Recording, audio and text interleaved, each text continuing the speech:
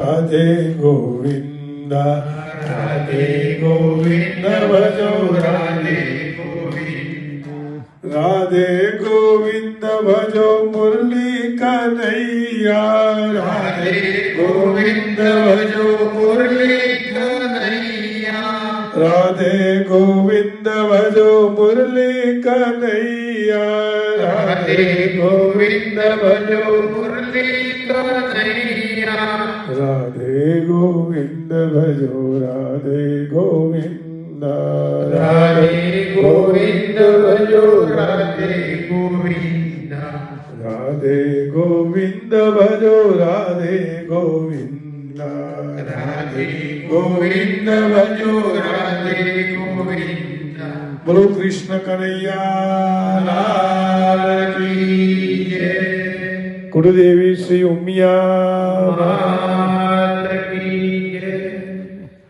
કથા એટલા માટે કરવાની કે કથાના કંઈક લાભ છે. કથા સાંભળવાથી પણ લાભ થાય અને કથા કહેવાથી પણ લાભ થાય. વક્તા છે એ કથા કહે પણ છે અને કથા સાંભળે પણ છે. જ્યારે શ્રોતા કેવલ કથા સાંભળે છે પણ છતાંય વક્તા કરતા શ્રોતાને વધારે ફળ મળે, કારણ કે એનું ધ્યાન બરોબર શ્રવણ ભક્તિમાં હોય. ભક્તિ છે એ 9 પ્રકારની છે.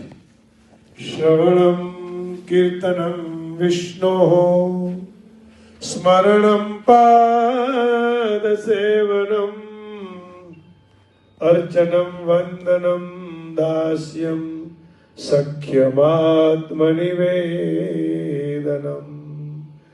આ 9 ભક્તિ જે પ્રકાર બતાવ્યા એમાં પહેલી ભક્તિ શ્રવણ ભક્તિ છે. અને એટલે ભગવાને એમ કહેવાય કે આપણને 2 કાન આપ્યા છે. શ્રીમદ ભાગવતજીની અંદર તો કથા આવે છે કે રાજાએ 2 કાનની જગ્યાએ ભગવાનને પ્રાર્થના કરી કે મને 10,000 કાન આપો, જેથી હું આપની કથાને સાંભળી શકું, શ્રવણ કરી શકું.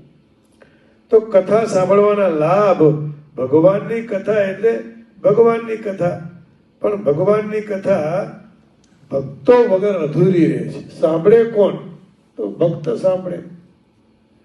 કારણ કે એને ભગવાનના માટે પ્રેમ છે, સ્નેહ છે.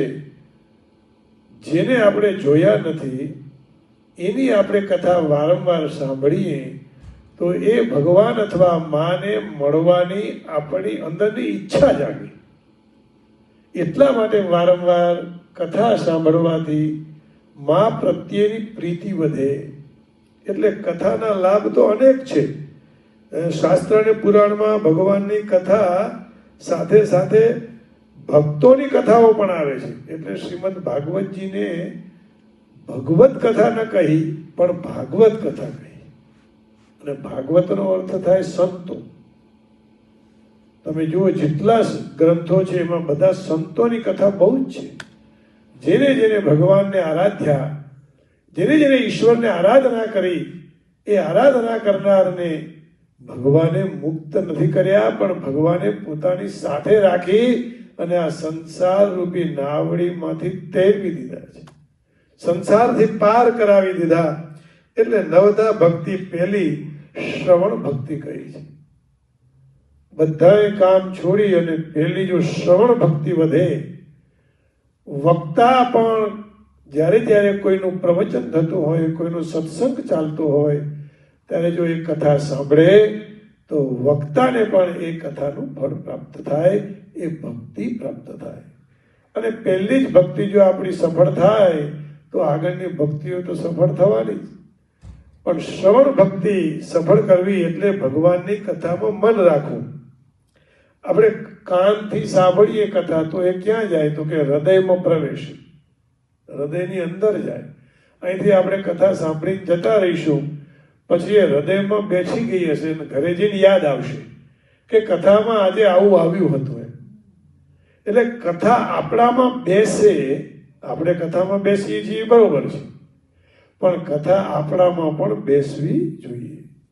પરસ્પર આવો પ્રેમ થાય ત્યારે મા પ્રત્યે વધારે ને વધારે લાલસા જાગે કે એ જગત જનની કોણ છે, એ પરમ તત્વ કોણ છે કે જે પરમ તત્વને મેં જોયું નથી, છતાં એના માટે મને પ્રીતિ થાય, પ્રેમ થાય, ભાવ થાય, એના દર્શન કરવાની ઈચ્છા થાય, રવિવારે મળવાની ઈચ્છા થાય કે આજ હું નથી ગઈ તો ચાલ સોમવારે પણ જઈ આવું, મંગળવારે જઈ આવું, માના દર્શન નથી થયા.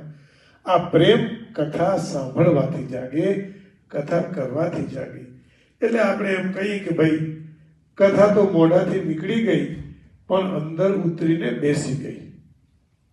શ્રીમદ ભાગવતજીની અંદર કથાનો પ્રસંગ આવે છે કે ભક્તિ માતાએ કીધું કે હું ક્યાં બેસું, મને જગ્યા તો આપો, બધાના માટે તો ખુરશી છે, મારી જગ્યા ક્યાં?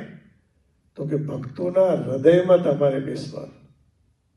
અને ત્યારે ભક્તિ માતા આપણા જેવા બધા જે અહીંયા ભક્તો આવે એ ભક્તોના હૃદયમાં બિરાજમાન થાય. એટલે તમે જો મંદિરમાં આવો તો ઘણા લોકો અહીંયા બેઠા બેઠા કહેતા હોય છે કે ગુરુજી અહીંયા એટલી શાંતિ લાગે છે, અહીંયા એટલો આનંદ આવે છે, સંસારના ઘરના વ્યાપારની જગ્યાઓને માણસ ભૂલી અને અહીંયા તન્મય થઈ જાય છે. એનું કારણ જ આ છે. કારણ એ શ્રવણ ભક્તિ આપણી સિદ્ધ થઈ ગઈ છે. તો 4 વસ્તુ મળે. જેને આ કથા નથી સાંભળી એ કથાના માટે આ કાન નહીં પણ સર્પને રહેવા માટેના દર છે, એમ તુલસીદાસજી કહે છે. જીન હરિ કથા સુનહી નહીં કાના, શ્રવણ રંદહી ભવન સમાના. આપણે ગુજરાતીમાં ઘણી વાર કે મહેસાણા બાજુ કોડા કે કોડા, કોડાનો અર્થ થાય જે કથા સાંભળે નહીં એ. કારણ આ કોડિયા જેવા આટલા સુંદર